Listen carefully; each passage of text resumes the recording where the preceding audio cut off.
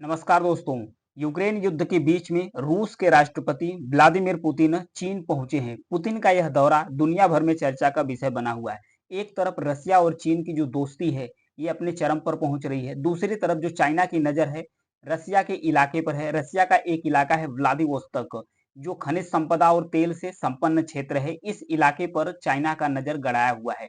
हाल ही में कुछ दिन पहले रसिया के अंदर इलेक्शन हुआ था। तो रसिया के जो राष्ट्रपति हैं व्लादिमीर पुतिन एक बार फिर से इलेक्ट होकर रशिया का सत्ता संभाल ली है, यानी रसिया के राष्ट्रपति फिर से बन गए।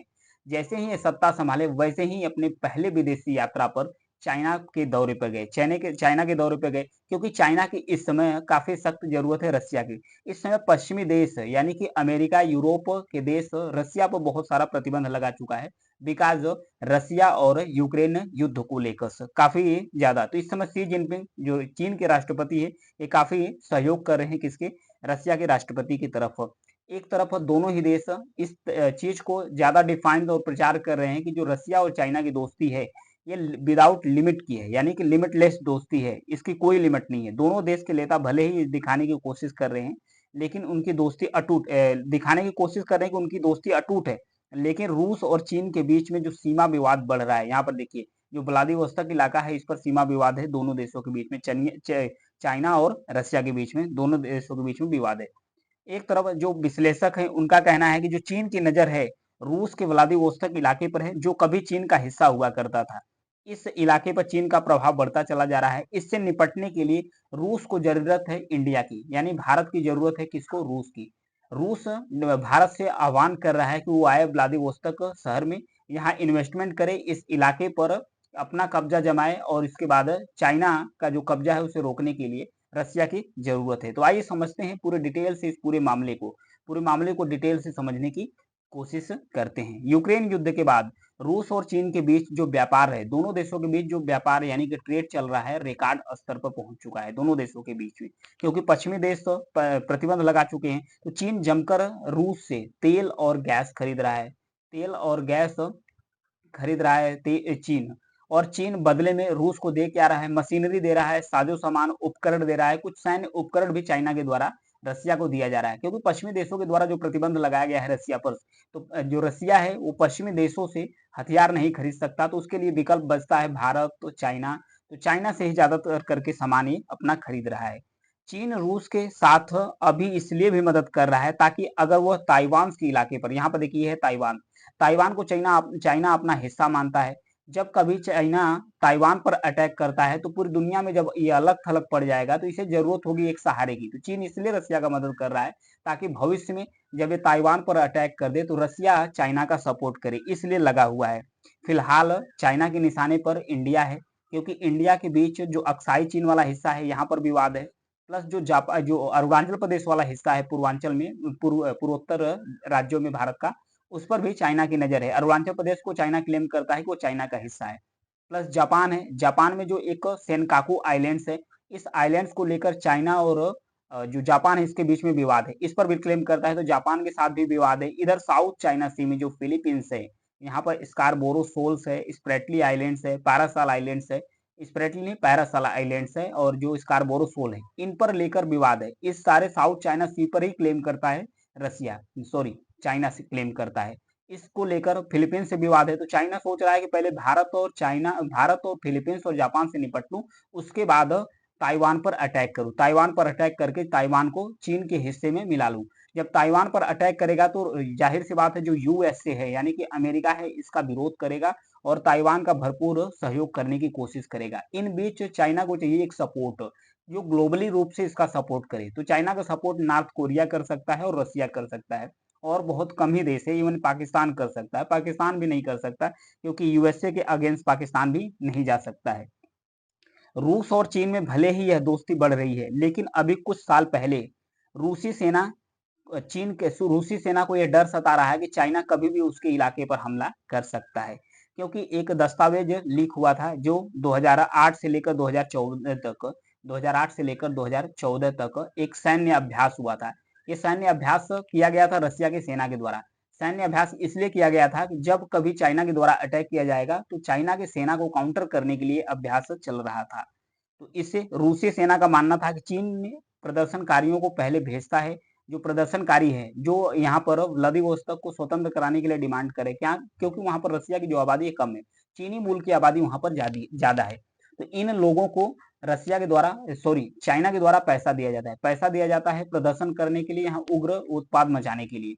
जब इन पर अटैक कर देगा, जब रसिया की सेना इन प्रदर्शनकारियों पर जब अटैक करेगा, तो चाइना मानवाधिकार का उल्लंघन को लेकर ये मुद्दा उठाएगा और इसे डिफेंड करने के लिए जो अपनी सेना है वो चाइना भेज देगा इस इलाके में, व्लादिवोस्तोक इलाके में। और जब अपनी सेना भेज देगा तो एक तरीके से चाइना वार छेड़ देगा रसिया के साथ।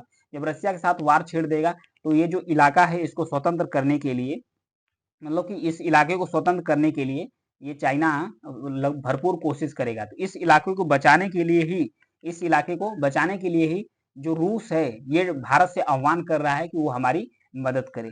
कुछ दिन पहले 2013 में जो प्राकृतिक संसाधन मंत्रालय है चाइना का एक प्राकृतिक संसाधन मंत्रालय है, उसके द्वारा एक मैप रिलीज किया गया है। ये चाइना का सरकारी मीडिया समाचार पत्र है ग्लोबल टाइम, इसके द्वारा एक मैप जारी किया गया था। इस मैप में नए नक्शा था।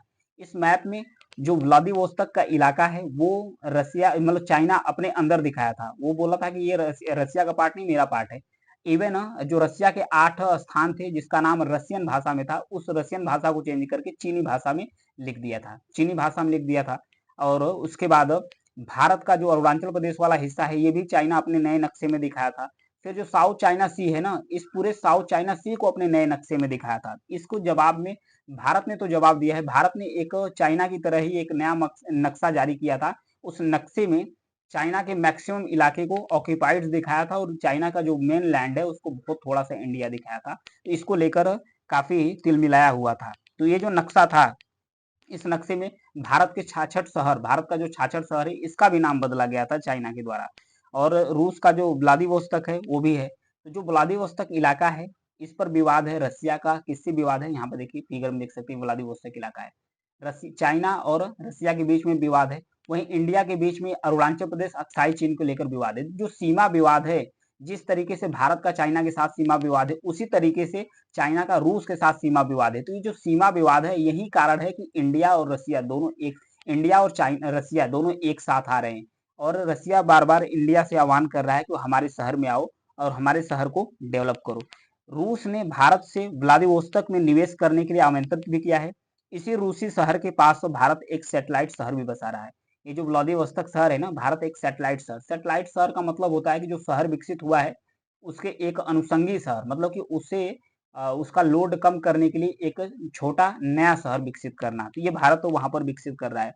भारत ने चेन्नई से और रसिया को जोड़ने के लिए एक मैरीटाइम रूट भी चालू किया है। यहाँ पर देखिए इंडिया का चेन्नई है, ये मलक्का स्टेट से होते हुए, साउथ चाइना सी से होते हुए, जापान सी से होते हुए जो यहाँ पर है व्लादिवोस्तोक बंदरगाह है, इसे इन्वेस्टमेंट भारत भी किया है। इस जो मैरीटाइम रूट है ये चालू हो गया है भारत और रसिया के बीच में, इसमें ट्रेड भी हो रहा है। जो पीटर्सबर्ग है, सेंट पीटर्सबर्ग है, इससे भारत का रसिया के साथ व्यापार होता था।